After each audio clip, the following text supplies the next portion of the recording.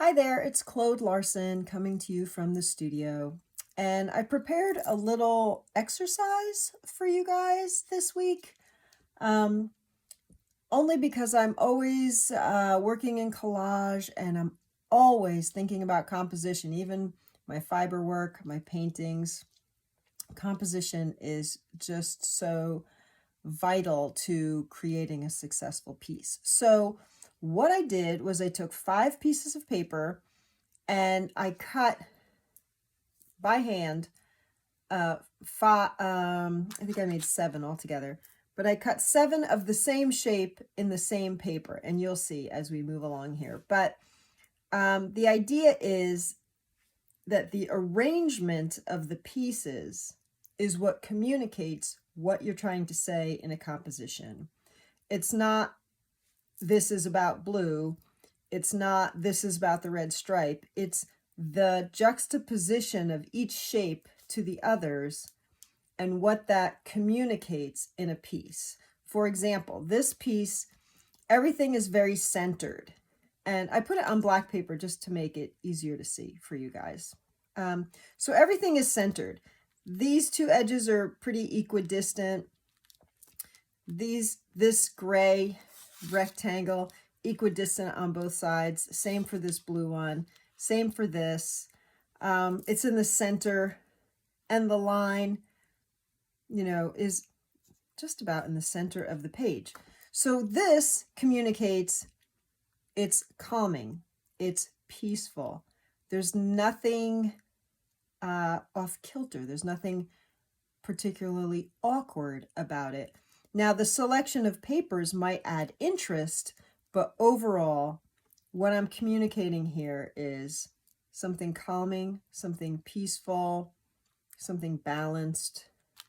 Now, for the next piece, same thing, same exact shapes, and I made this slightly farther away than this edge.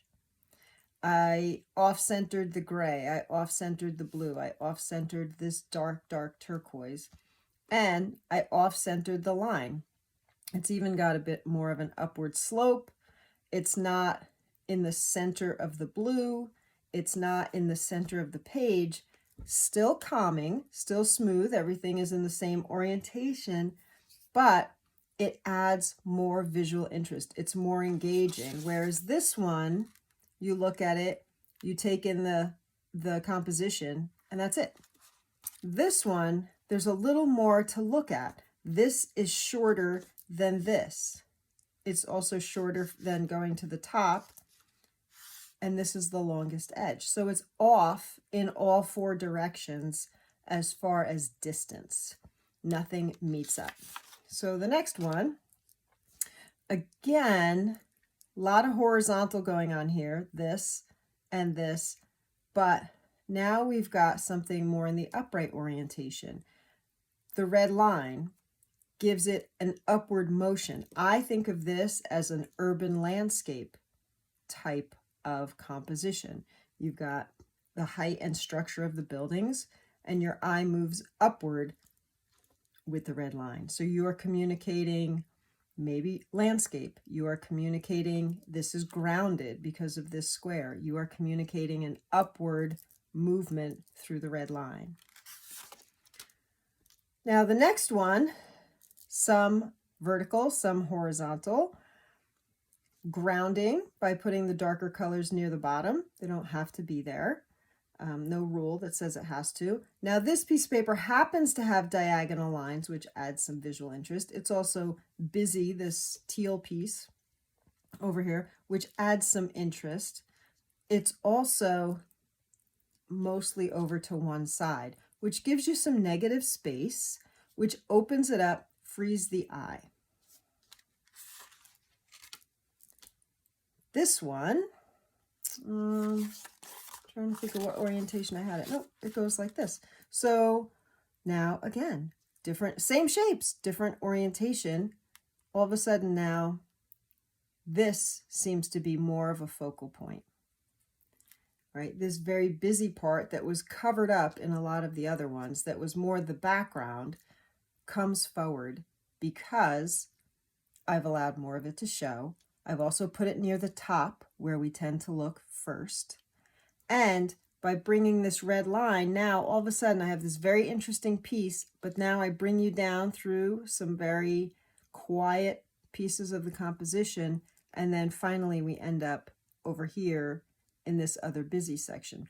In between, there's a rest for the eye. There's a nice neutral gray and a nice dark teal. Now this one, everything is off kilter. This piece is now on an angle. The rest of these pieces are now on an angle. The grounding piece in here is not the dark blue anymore. The grounding piece is this vertical red line. Because everything else is sort of wonky, this seems to be the most stable aspect of the composition. So this might have a more awkward feel because of the angle of everything else. It has one thing that grounds it and gives you some basis for how am I looking at this and what is its orientation. Now this last one, everything's grouped over here. I have everything sort of on top of each other. And I will say, full disclosure, I did take my large blue square and I did cut it down. So it's not exactly like the other ones, but you get the idea. It's really due to the size of the paper that I needed it to be a little smaller. So now we have something very busy, and yet the thing that attracts us is this. It's the most different. It's very dark on a very light background.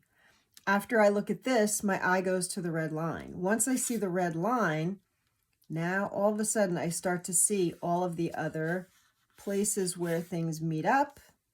Of course, this is shorter than this.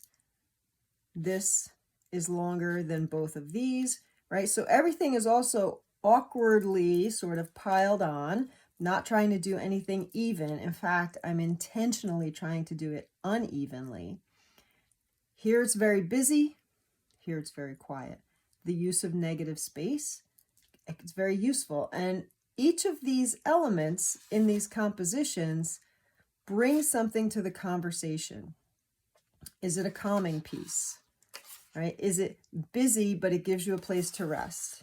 Is it very busy and it gives you something to stabilize yourself, right? Is it about the movement with a break with the dark and the neutral color, right? Is it a very abstract composition? Is it an urban landscape? Is it a natural landscape?